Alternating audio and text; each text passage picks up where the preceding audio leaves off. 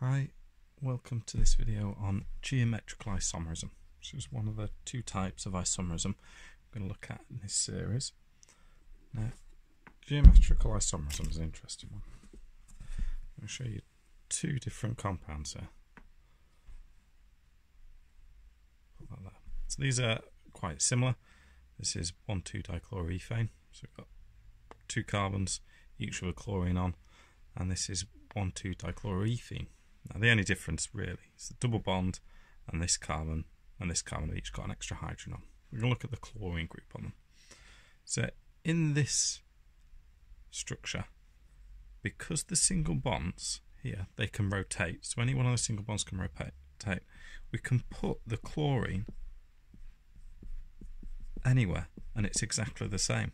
The chlorine can just rotate around. So in here, I've moved this down to there, but it could just as easily move up to the top, or it could go back to where it began with. It doesn't matter where we position it. It's always the same position and it can rotate around, so it always stays the same. We're not creating any new structures by doing that. But in the double bond, when we have that, that stops any rotation. So in this one, we've got those two chlorines on the same side. They're always going to be on the same side. They're locked in position. We could turn it upside down and turn the whole model upside down and put the two chlorines on the bottom, but they're still on the same side of each other. And the hydrogen's also always on the same side of each other. Now what that means is we can have two different versions of this 1,2-dichloroethane.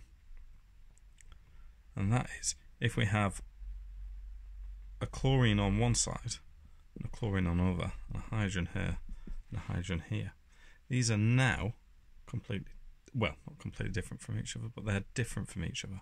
We've got a version where the chlorines are on the same side, and we call this Z, and we've got chlorines where they're on opposite sides. Now this is from the German.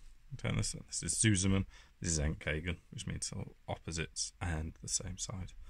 So how I remember it is that the Z, they're on the same side, and the E, they're enemies of each other. So same side, enemies. It's a bit silly, but it's stuck in my head, and I've always remembered it ever since. So I remember it like that.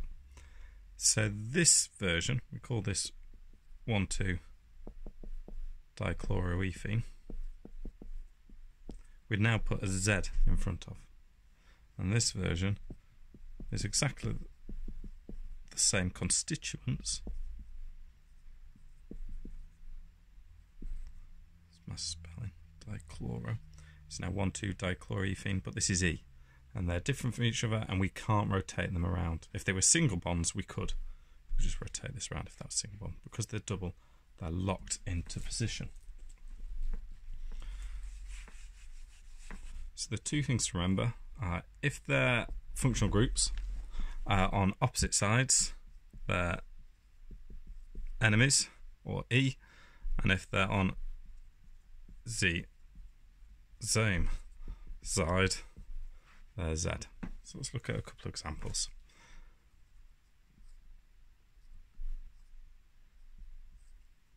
I'm sure this is slightly weird, but this is the classic example we'll look at, and this is butene.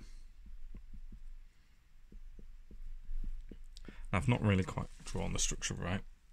Could arrange the angle slightly differently. Bond angles, when we've got this double band, each of these will be 120 degrees. I've drawn 290 and 180, but I'm going to look past that for now.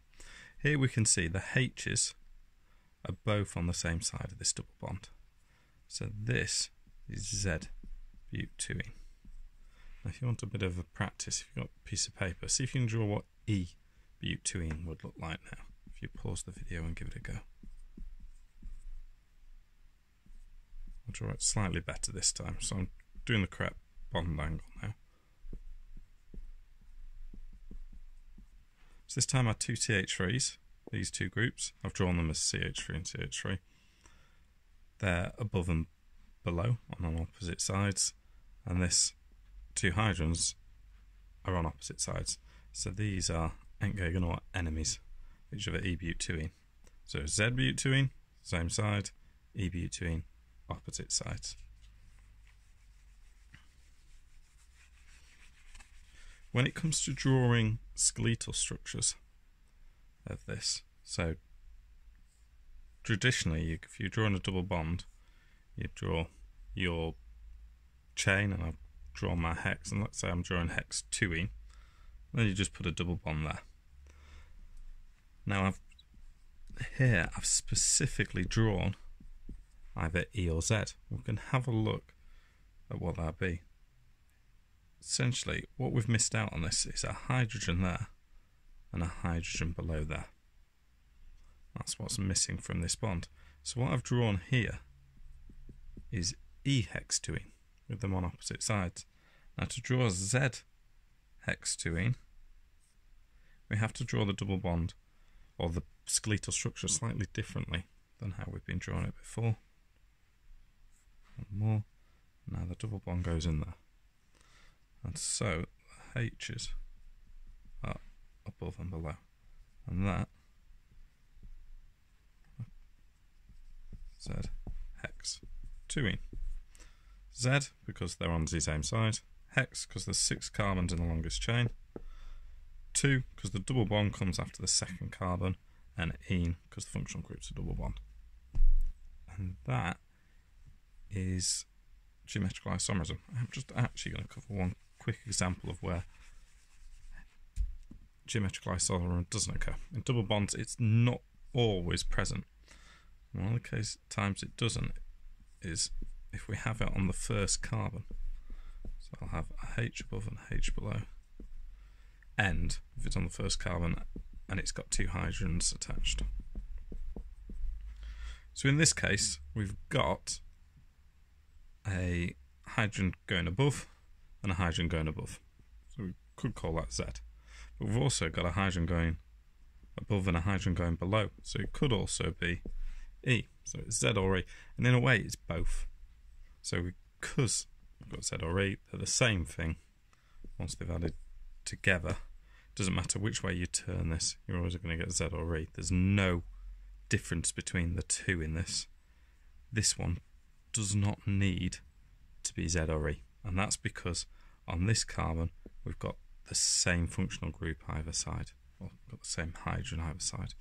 It could be chlorines either side, in which case it still would be neither Z nor E. So when it's on the first carbon and we've got the same above and below on one carbon, then we don't get this geometrical isomerism. I've, as always, put below some alkenes to give you some questions for you to go. I think there's just some alkenes to try and name, and the answers attached as well. Good luck.